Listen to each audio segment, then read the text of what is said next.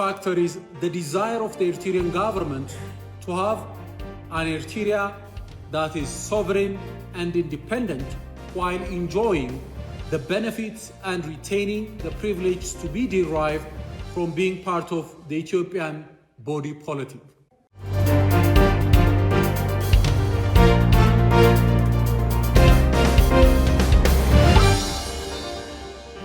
ጤና ይስጥልን የአዲስ ማለዳ ተከታታዮች ዕለታዊ ዜናችን ተጀምሯል። አበይት ጉዳዮቹን ጠቁማችሁ ኤርትራ በኢትዮጵያ ሉዓላዊነትና የግዛት አንድነት ላይ ከፍተኛ ትንኮሳና ጥሰት መፈጸሟን የውጭ ጉዳይ ሚኒስትሩ ጌዲዮን ጢሞቴዎስ ተናገሩ።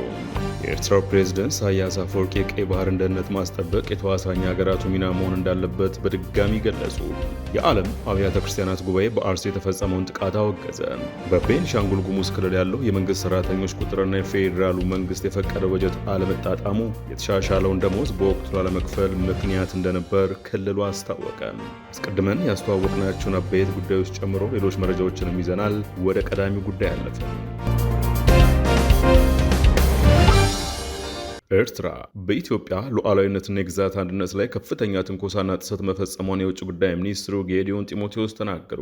የውጭ ጉዳይ ሚኒስትሩ ጌዲዮን ጢሞቴዎስ በትናንትናው ዕለት መቀመጫውን በአዲስ አበባ ያደረገውና በአፍሪካ ቀንድ ፖለቲካዊ፣ ዲፕሎማሲያዊና የጸጥታ ጉዳዮች ላይ ሂሳዊ ትንተናዎችን በማቅረብ የሚታወቀው ሆርን ሪቪው የተባለ የምርምርና ህትመት ተቋም ከአዲስ አበባ ዩኒቨርሲቲ ጋር መተባበር ባዘጋጀው የውጭ ፖሊሲ ፎረም ላይ ተገኝተው ሰፊ ንግግር አድርገዋል። የተለያዩ ሀገራት ዲፕሎማቶችና አምባሳደሮች በታደሙበት በዚህ ፎረም ላይ በአፍሪካ ቀንድ የታዩ ሰሞነኛ ሁኔታዎች በተመለከተ የኢትዮጵያ መንግስትን ፖሊሲና መልከታ በተለይም በኢትዮጵያና ኤርትራ ግንኙነት ላይ ትኩረት አድርገው ባቀረቡት ንግግር ኤርትራ በኢትዮጵያ ሉዓላዊነትና የግዛት አንድነት ላይ ከፍተኛ ትንኮሳና ጥሰት መፈጸሟን ተናግረዋል። በአሁኑ ሰዓት የኤርትራ ወታደሮች በሰሜን ኢትዮጵያ 100% የኢትዮጵያ ሉዓላዊ ግዛት አካል የሆኑ በርካታ የአካባቢ መስተዳድሮችን ተቆጣጥረው ይገኛሉ ያሉት የውጭ ጉዳይ ሚኒስትሩ ከዚህ በተጨማሪም የኤርትራ መንግስት በሀገር ውስጥ የመንግስትን በመቃወም ነፍጥ ያነሱ ቡድኖችን በቁሳቁስ በመደገፍ በኢትዮጵያ ውስጥ ጉዳይ ጣልቃ እየገባ መሆኑን ለመድረኩ አብራርተዋል።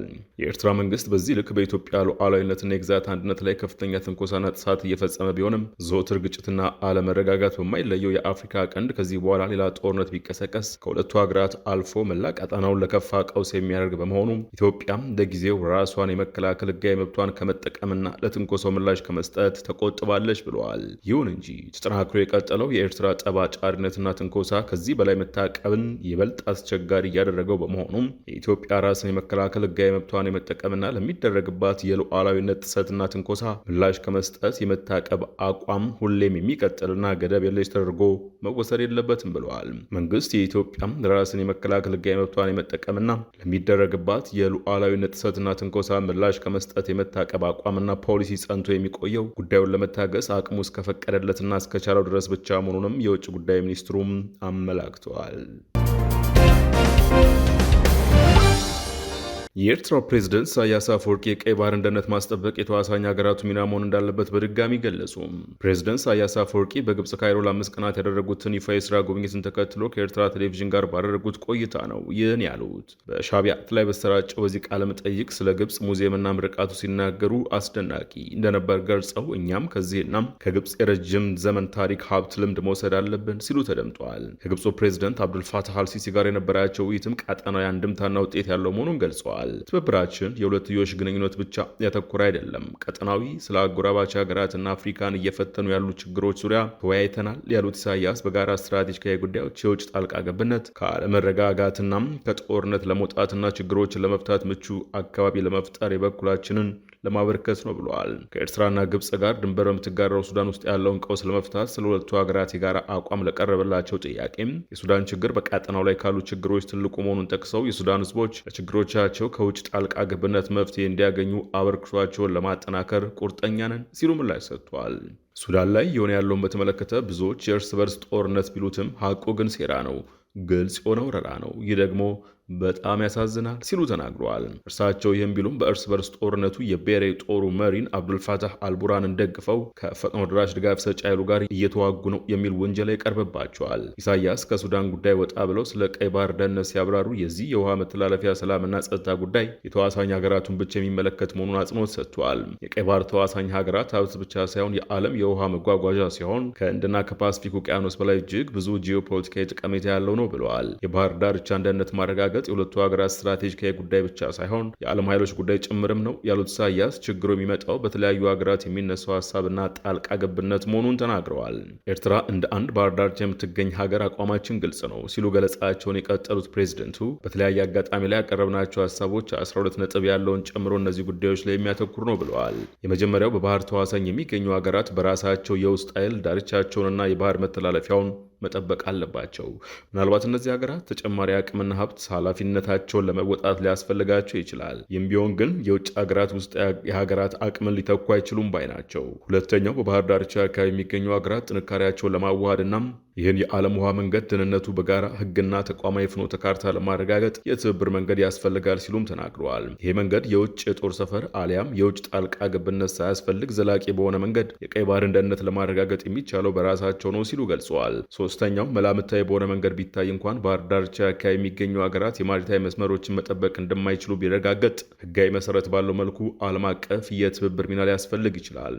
ያ ማለት ግን ባህር ዳርቻ አካባቢ የሚገኙ ሀገራት ከሀያላኑ ጋር የማሪታይም መስመሮችን ለመጠበቅ በሚል ሽፋን ስምምነት ማድረግ አለባቸው ማለት አይደለም።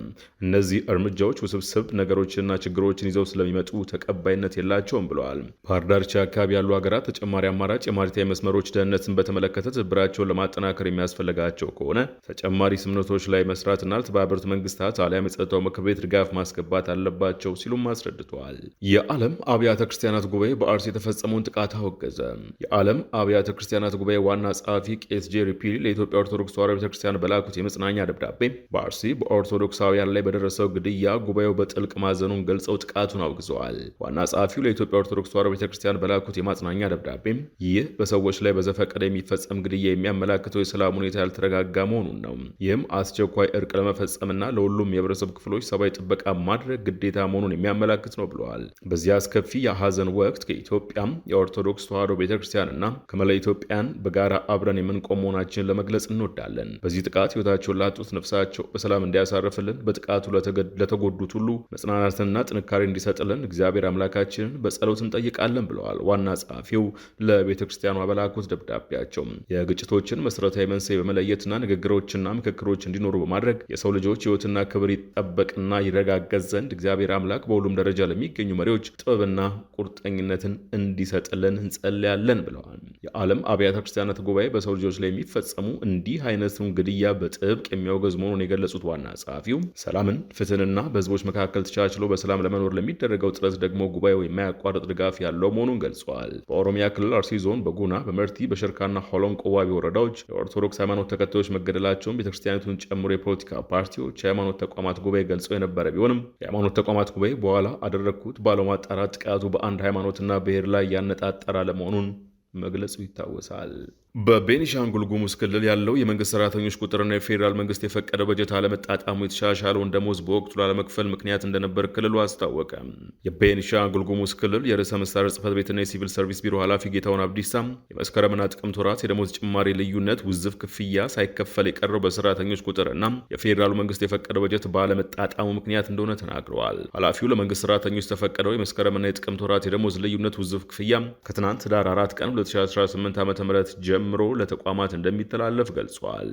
ጌታውን ይህንኑ አስመልክቶ በሰጡት ጋዜጣዊ መግለጫ መንግስት ከመስከረም 1 ቀን 2018 ዓ.ም ጀምሮ ሁሉንም መንግስት ሰራተኞች ያካተተ የደሞዝ ማሻሻያ ማድረጉን ተከትሎ የደሞዝ ክፍያውን ለመተግበር የሚያስችል ዝግጅት ሲደረግ መቆየቱን ጠቁመዋል። ለሰራተኞች በወቅቱ ደብዳቤ ማድረስ መቻሉንም አመልክተዋል። በዚህ ሂደትም በክልሉ ያለው የመንግስት ሰራተኞች ቁጥርና የፌዴራል መንግስት የፈቀደው በጀት አለመጣጣሙን ተከትሎ የደሞዝ ጭማሪ ልዩነቱን በወቅቱ መክፈል አለመቻሉ ያነሱት ጌታውን ይህ የሆነው የመረጃ ማጥራት ስራዎችን ማከናወን በማስፈለጉ ነው ብለዋል። መሰል ችግሮች በተለያዩ ክልሎች መፈጠራቸውን ጠቁመው በክልሉ ጉዳዩን ሌላ መልክ በማስያዝ በማህበራዊ ሚዲያ ሲናፈሱ የነበሩ አፍራሽ መልእክቶችና አሉባልታዎች ከእውነት የራቁ ናቸው ሲሉ ውድቅ አድርገዋል። ይሁንና መሰል ችግሮች ያሉባቸው ያሏቸውን ክልሎች ስም ጠቅሰው ስለመዘርዘራቸው የክልሉ መንግስት ኮሚኒኬሽን ጉዳዮች ቢሮ ያለው ነገር የለም። የክልሉ መንግስት ለመንግስት ሰራተኞች ተፈቅዶ በመረጃ ማጥራት ምክንያት ያልተከፈለውን የመስከረምና የጥቅምት ወራት የደሞዝ ልዩነት ለመክፈል መወሰኑ የተናገሩት ኃላፊውም ገንዘቡ ከትናንት ሐሙስ ጀምሮ ለተቋማት እንደሚተላለፍ ተናግረዋል።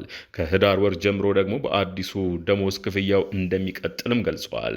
በክልሉ አሁንም መንግስት ሰራተኞችን መረጃ የማጥራት ስራው ተጠናክሮ ይቀጥላል ያሉት ጌታሁን በመረጃ ማጥራት ሂደት ለተፈጠረው መዘግየት በትዕግስት ለጠበቁ ውስጥ የመንግስት ሰራተኞች ምስጋና ችረዋል። አዲስ ማለዳ በተያዘው ሳምንት በክልሉ የሚገኙ የመንግስት ሰራተኞችንና የምክር ቤት አባልን አነጋግራ ባሰራጨችው ዘገባ ደሞዝ ማሻሻያው ባለመተግበሩ ምክንያት መምህራን በስራ ገበታቸው ላይ እንዳልተገኙ መግለጻቸው ይታወሳል። የተባበሩት መንግስታት ሰብአዊ መብቶች ኮሚሽን በሱዳን የቀጠለው የሰላማዊ ሰዎች ግድያ ለማስቆም አፋጣኝ እርምጃ እንዲወሰድ አሳሰበ። የተባበሩት መንግስታት ሰብአዊ መብቶች ከፍተኛ ኮሚሽነር ቮልከር ተርክ በሰሜን ዳርፉር አልፋሽር ሰላማዊ ሰዎችን ለመጠበቅ አፋጣኝና ወሳኝ እርምጃ እንዲወሰድ ጠይቀዋል። ተርክ ይህን ጥያቄ ያቀረቡት በ38ኛው የተባበሩት መንግስታት ሰብአዊ መብቶች ምክር ቤት ጉባኤ ላይ ሲሆን በአልፋሽር ለማሰብ የሚከብዱ የሰብአዊ መብቶች ጥሰቶች፣ ረሃብ፣ ጾታዊ ጥቃት፣ መሰረታዊ ልማቶች ላይ የሚፈጸሙ ውድመቶች መቀጠላቸውን አመላክተዋል። እነዚህን የመብቶች ጥሰቶች ሰንደው መያዛቸውን ያስታወቁት ተርክ ዓለም አቀፉ ማህበረሰብ ድርጊቶቹ እንዲቆሙ በአፋጣኝ ጫና እንዲያደርግ አበክረው ጠይቀዋል። ተርክ ሲቀጥሉ የሱዳን ብሔራዊ ጦርና ፈጥኖ ድራሽ ድጋፍ ሰጪ ኃይሉን ሆነ ተብሎ ሰብአዊ ረድኤቶችን በመከልከል የጤና ተቋማትን በማጥቃት ወንጅለዋቸዋል። ይህም በሳተላይት ምስሎች ጭምር መረጋገጣቸውን ተናግረዋል። ዕለታዊ ዜናችን በዚሁ አበቃ። የአዲስ ማለዳን የዩቲዩብ አድራሻን ሰብስክራይብ፣ ላይክ እና ሼር ማድረግን አይዘንጉም። ጤና ይስጥልን።